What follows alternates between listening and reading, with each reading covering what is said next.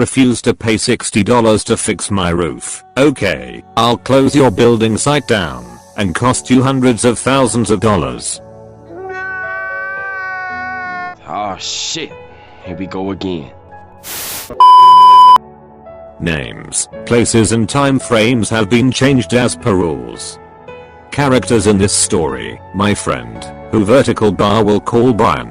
Bullying demolition man we will call Keith. Greedy property developer we will call Karen, and the insurance assessor.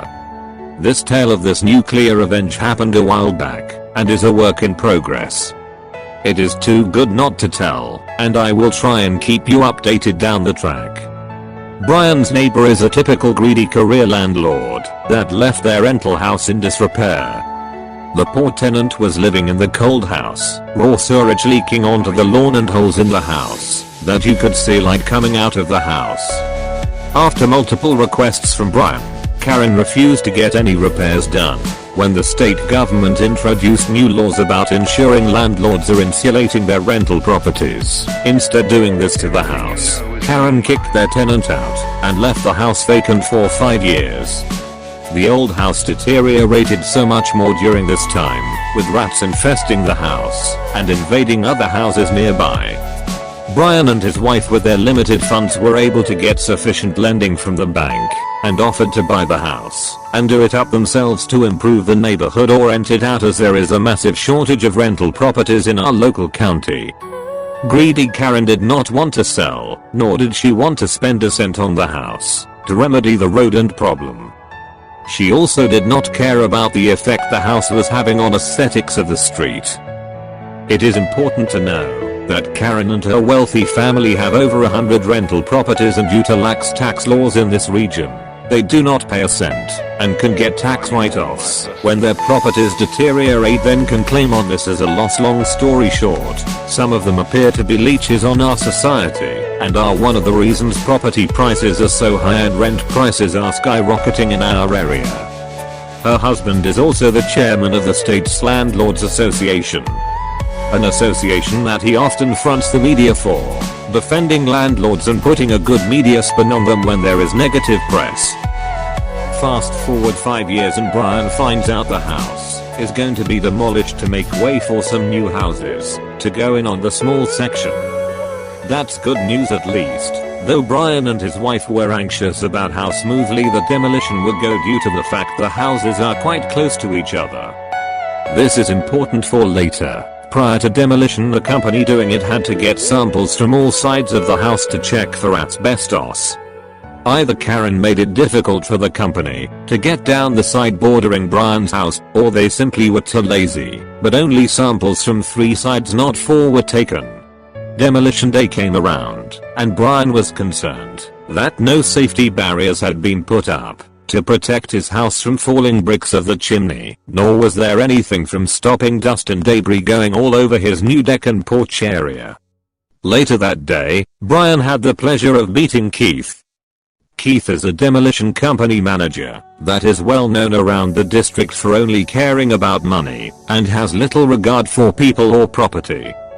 Keith was doing the demolition himself today simply with a digger. Brian returned home during his break at work to check the progress of the demolition and found the demolition was already complete after only an hour or so. The demolished house was in a pile. He climbed up on his roof and, to his disbelief, found hundreds of bricks had fallen onto his roof, causing damage, though he was lucky none had fallen through into the house. Brian phoned up demolition man Keith to ask about what went wrong. Keith initially played down the damage, despite there being 200 bricks laying on Brian's roof. Even with the damage done, no apology in the rude attitude of Keith, Brian kept his cool. Since I did a little bit of roofing when I was younger, I can fix up the roof if you just get me 4 new sheets of roofing line, and we will call it even. Don't worry about paying for paint, I can sort that out when I paint the whole roof after the fall. Brian's roof was not in the best of shape, but it was in much worse shape after having bricks dumped on it, leaving massive dents and chipping the paint. This is the moment that a simple decision on Keith's part would screw him and the landlord big time. Not happening, pal. Your roof is f***ed anyway. I'll get you a sheet of second-hand roofing iron from my yard to repair the damage on roof, and I can come and hose off the dust off your deck and dog kennel. Cue the nuclear revenge. The revenge was not intentionally nuclear, but Brian had a dilemma that his roof was damaged and he needed it repaired. There was rain and snow forecast later in the week, and he shouldn't be out of pocket having to buy new materials to fix his own roof up to a good standard. Brian is normally calm and relaxed man, but this situation and the way he and his property were treated sparked an urge that I have never seen before. Brian got in contact with his insurance company, and due to the issue involving a roof, a building assessor arrived that day to assess the claim. The assessor would then be able to seek damages from the landlord or demolition company if he found them to be at fault. Brian also reported the demolition company to the local health and safety authorities due to their lack of safety precautions used when doing the demolition. The assessor got onto the roof with Brian and was mortified to hear how Keith had acted in such disregard with the damage done to the roof, and his lack of an apology for any wrongdoing got the assessor mad. He then looked more concerned and bent down and picked up some grey fibrous material. Luckily, thanks to covered, we already have masks on Brian. This here looks like it is asbestos. I don't know how they got the sign off to get this house knocked down in this manner. You don't know at the time of being exposed to this stuff, but if you breathe in these fibers it can cause serious diseases later on in life, including lung cancer. I'll get this sent off to the lab for testing, and we'll be in touch. Fast forward another day, and Brian was contacted by his insurance company. It turns out the side of the house that wasn't tested was clad in asbestos. Not just any bad asbestos, the worst possible type you can get. Insurance will be seeking damages to replace Brian's whole roof, not just the damaged part. The cost of replacement is likely to be around $20,000 US. This is a cheap part. The demolition site has been shut down by local authorities, and there needs to be a massive decontamination of the area. This involves having to remove at least half a meter of topsoil on surrounding properties, test the soil and remove more if there is asbestos still found. Areas with decks need to potentially have these removed so soil can be evacuated out underneath. The cost for this cleanup will likely be in the hundreds of thousands of dollars, but who will pay for this is unknown at this stage. Whether it is Keith or Karen's insurance or them personally, time will tell. In regards to Brian, his family and their dog potentially being exposed to the asbestos, that is another battle for them to fight, and I will keep you updated. Update 1. I have just been on the phone to Brian for half an hour. His workplace were very sympathetic and paid for him to have 2 days off trying to sort things out. This is in complete contrast to Karen and Keith, who are yet to apologize and have made life difficult for Brian and his family. Due to the neighboring property being closed off for entry due to the health and safety investigation going on, it means Brian cannot even get scaffolding on his roof yet to fix the roof. Brian is worried now that the landlord is going to try make his life hell. She is also a lawyer apparently. Karen was the person that offered the old roofing iron, apparently not Keith.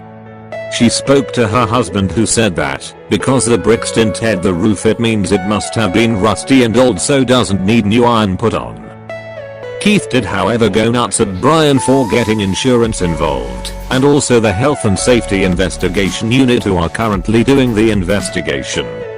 In regards to Brian and family still living in the house, according to the investigator, the risk is negligible and the problems will arise when the debris are removed from the section. This will require a large tent etc. However, the wind has been strong last few days and I feel risk is still high living next door to uncovered broken asbestos cladding that is not being kept damp. Brian asked the investigation office person by phone about what to do about his dog and if they needed vet checkup etc. They were 1 meter away from the fence, which is about a foot from the asbestos, when it was broken up. They responded saying, "Do you think your dog will live more than 20 years? If not, I probably wouldn't worry." Brian is also thinking the landlord is probably scheming revenge of her own. Brian paid for a new fence himself a few years back to border Karen's rental, as when he moved in the old fence was half falling down. She refused to pay half despite this being law. He reckons because the fence is approximate 10 cm too high she will ask him to cut the height down at his own cost, so it is in perfect position for her new houses that are to be built. Brian's plan is that he will pull the nice expensive fence down entirely and put 600mm high chicken wire mesh up, as this is all that is required by law and there is nothing she can do about it legally, as he paid for and built the fence. I will continue to keep you all updated. Also, as now the local newspaper editor, I have offered to go with Brian to discuss this story with them once the investigation is completed if Karen tries to make life difficult, and also expose Keith for his dirty practices. Keith's company have just been awarded a multi-million-dollar contract for demolition of an old car factory, and this would raise some eyebrows. Update to a very small update, but not great news. I feel this story, as many have suggested, will not conclude in a warm fuzzy feeling of ultimate revenge as things progress. Firstly, Brian informed me a fence has gone up around the exposed parts of neighboring property. This is only to stop people from public going over to debris pile and scavenging etc, then exposing themselves to the broken asbestos cladding. Brian also needed to take 2 full days off work when this happened to try sort out all the situation and reduce stress on his wife walking with Lions parties involved. So he was down 2 days wages coming up to Christmas, but his kind boss has paid him special leave for taking them off. The insurance company, after further clarification, will be only paying out for 1/4 of roof and flashings. Brian will have to find funds to pay for the rest. This section of roof is however the most expensive, as it encompasses a large complex parapet, gutter, roofing iron and flashings. Cost $8,000/120 KZR. I hope I can provide something more substantial in a later update when there has been more action. ****** update 3**** 9th January 2021. Wish this update was actually something to update you on, but alas, it is merely to say due to the Christmas break etc nothing has progressed. Brian cannot get his roof fixed until the area beside his house is decontaminated so the scaffolding can then go up. This is going to be a good one. I have a feeling. Negligently exposing dozens of neighbors to carcinogenic substances, oh yeah. This should definitely be good. Someone is going to have to pay a bit load for that. Yeah, I know, but if they intentionally left out the sample for the 4th wall because they knew it had asbestos, I think this would be reckless endangerment. If she hired a licensed contractor in the US, she can most likely price she's not liable anymore, as she assumed he would follow the law, but since he didn't, she can sue for damages for the delay he caused, etc, and profit even larger now. Judge Judy has entered the chat. Smack that bitch. None comes to mind, as the tale of the noisy gobshite is still fresh in my mind. Edit. Realized it's not in r/prorevenge as I hunted for the story, but this tale will take you on a ride you won't forget so easily. Great tale. Sad ending. Yes, I agree.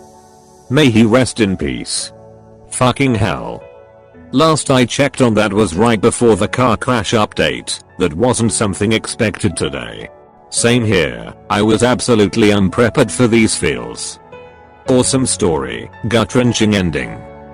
I didn't know he died. I'm crying now. Goddamn, the ending is just awful. I can't believe good funny people like the author just die in freak accidents. Crazy world where 1 second you're minding your business doing your own thing, the next you're fighting for your life. What a sad turn of events after reading it all. Oh my god, that story is bloody amazing. Love it. Oh holy heck, just surrendering. Oh man. Man, I read about this a couple of days back, and damn, it was nuclear. The way Op wrote it all, it was fabulous. It got me teared up when I read he passes away. RIP.